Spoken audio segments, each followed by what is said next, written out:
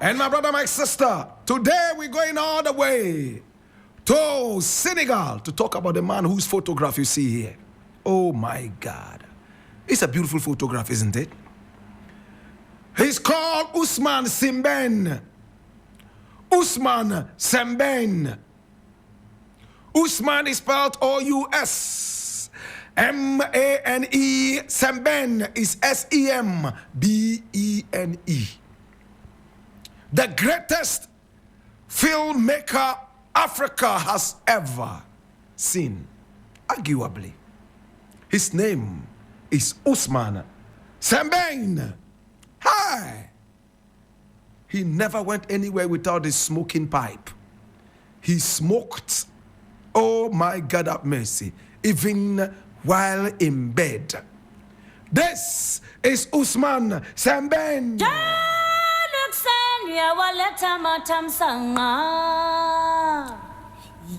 Now, Ousmane Sembene was born on New Year's Day in 1923. 1923. Some records also said no, he was born a week after. That's on the 8th of January the same year, 1923. My brother, my sister, he was born in Ziguinchor, right there in Senegal. Ziguinchor. Now, Ziguinchor is spelled Z-I-G-U-I-N-C-H-O-R. We all remember Ziguinchor if we are football enthusiasts. Remember when we played in Ziguinchor, the African Cup of Nations? So Ziguinchor is on the lips of every Ghanaian football fan. Now, Ziguinchor, my brother, my sister, is in the Casamance. It's the capital of the Ziguinchor region and the chief town of the Casamance area of Senegal, lying at the mouth of the Casamance River. It has a population of just over 200,000, and it is the 8th largest city of Senegal, but is nearly separated from the north of the country by the nation. And which nation are we talking about, my brother, my sister? By the nation of the Gambia. Remember Senegambia? My brother, my sister, today we are talking about the filmmaker, the smoking man from Ziguinchor.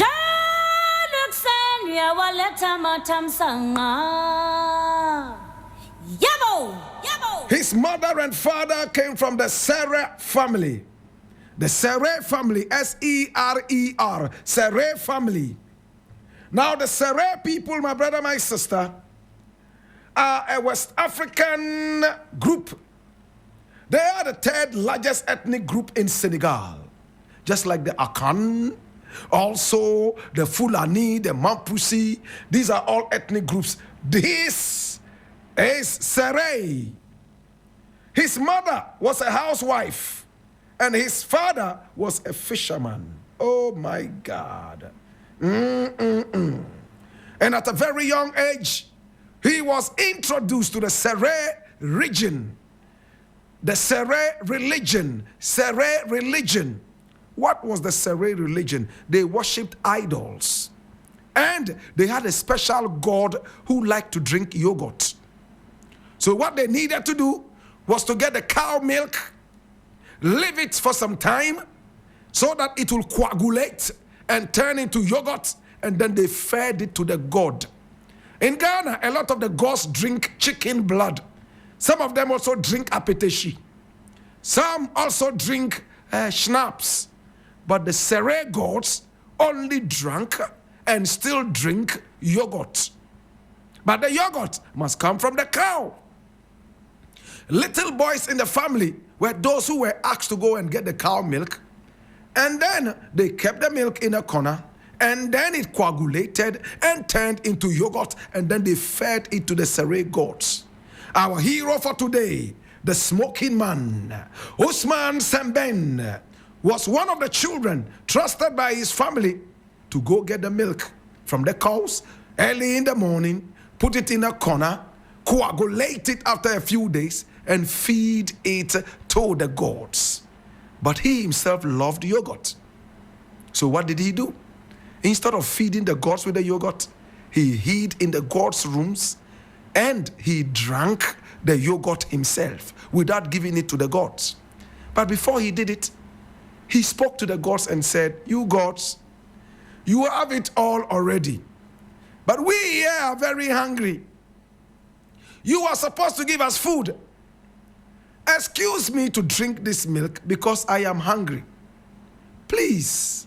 And he would drink the milk right after. He never served the yogurt to the Serai gods. He drank the milk himself.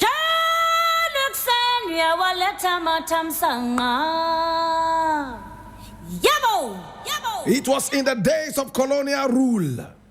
His mother, my brother, my sister, was a housewife. And his father was a fisherman. My brother, my sister, there was a festival called the Tur Festival. Tur, repeat after me. Tur, T-W-R, Tur Festival. And this festival was the festival where all the gods of Serai drank cow milk and yogurt. But it was the best festival of Ousmane Sembene, our hero. That day, he would feed himself with enough milk and yogurt.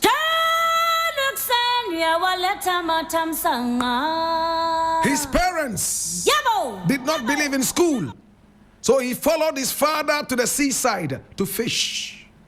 But as he was growing up, he realized that all those who drove the big cars, all those who had some seemingly good lives, were people who were educated. See what he did. He taught himself how to read and write French and Arabic and also Wolof. Hey.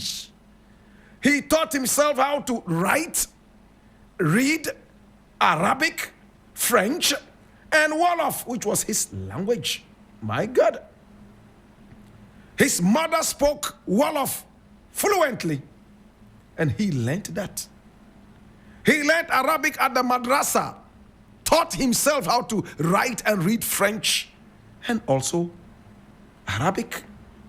My brother, my sister, he became a Muslim, breaking away from the Serai tradition of idol worshiping. My brother, my sister, from that time, he read a lot of books and he listened to a lot of history from the mouths of the wise men who were simply called the troubadour. Troubadour.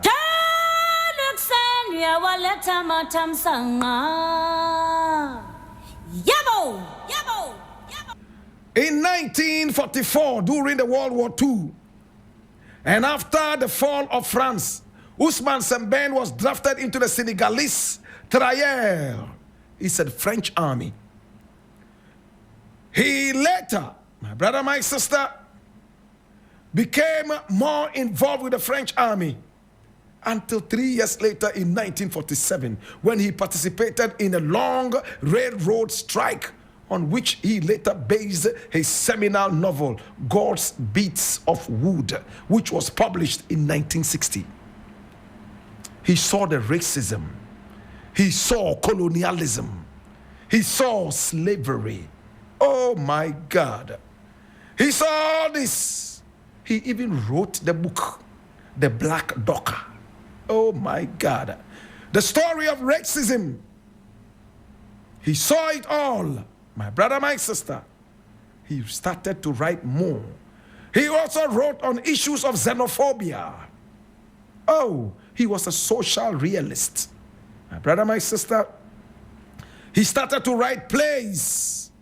His first play was Oh Pays, Mon Beau Peuple, which simply means, oh my country, my beautiful people, which was published in 1957, the year Ghana became independent. Oh gosh. He wrote and wrote and wrote and became one of the top writers of Senegal. His life changed all of a sudden. The French accorded him a lot of respect because he was a thinker and a writer, and he could change the whole country with his pen and paper. Oh gosh. Hey! He wrote short fiction, he wrote plays, and much more.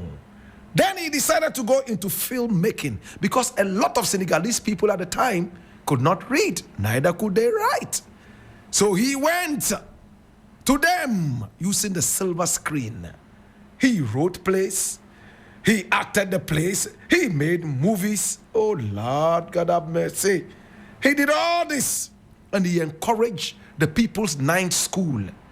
The illiterates would go to school at night after they had served their husbands and children. Now they will spend a couple of hours learning how to read and write.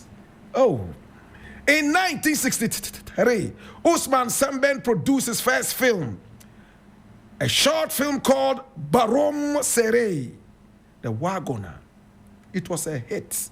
Then he also produced Niai in 1966. Same year, Nkrumah was overthrown. And then he came with a full film, La Noire Day. That's the black of ... It was a 60-minute long movie. Hey, it was another big one. He made money. Hey, he later decided to make films in his dialect. In fact, the language called Wolof. Films such as Zala in 1975, Sedo in 1977, and also Tiaroy and Gueloir. My God, what a thing. And some of these movies, people criticized him as anti-Muslim, that he was just a Muslim by name and not a true Muslim. Oh my God, because these movies did not really sync well with the Muslim community. But he became bigger and bigger and bigger. He even made movies in July. Hey, like Imitai. Lord God have mercy. And at the 7th Moscow International Film Festival, he won a silver prize. One of the first Africans to do that. The 9th Moscow International Film Festival, he won again with Zala. Lord God have mercy. And he continued to win and to win and to win consecutively right after the first one. His films talked about his own people, the indigenous people of Senegal. It was Afrocentric, very deep, especially Moulade, which won awards at the 2004 Cannes Film Festival. Lord God have mercy. And also at FESPACO, where I'll be performing next month in Burkina Faso, Ouagadougou. Lord God have mercy. Today he has a statue standing right there in Ouagadougou, and even more. And you will see it in my latest song for Burkina Faso. By God. But he became ill, maybe from too much smoking. What did he smoke? Bonto and Ntampe. He smoked a lot of Bonto, and sometimes he mixed his Bonto with Ntampe. He died on the 9th of June 2007 at the age of 84. He had been sick for close to a year. And when he died, they buried him as a Muslim. They tied him with a white shroud and wrote Quranic verses around him. And then they also prayed the Islamic way to see him go.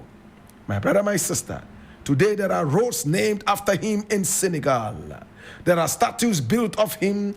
He's written well over 20 books, movies, and plays.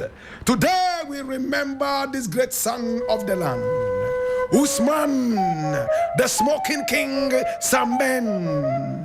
Oh, Papa. Yeah, Papa, Urinyamiko. Oh, Papa. Bonto ine. Urinyamiko wate. Urinyamiko, Papa. Yeah, why you be? In the burden of knowledge, I ask you. Now that you know the story of the great Ousmane Sembene, the smoking king of Africa, what would you do? Bien any olea mini oba fe and do the kagane mezaka yine. Ye and papango bokaya nufifia ye nyanu kaina wo. Bana ye den lela ya jima singa bekone. Lela ya jima singa beri. The emperor, the conqueror, the champion, the lion is here. This is 3FM.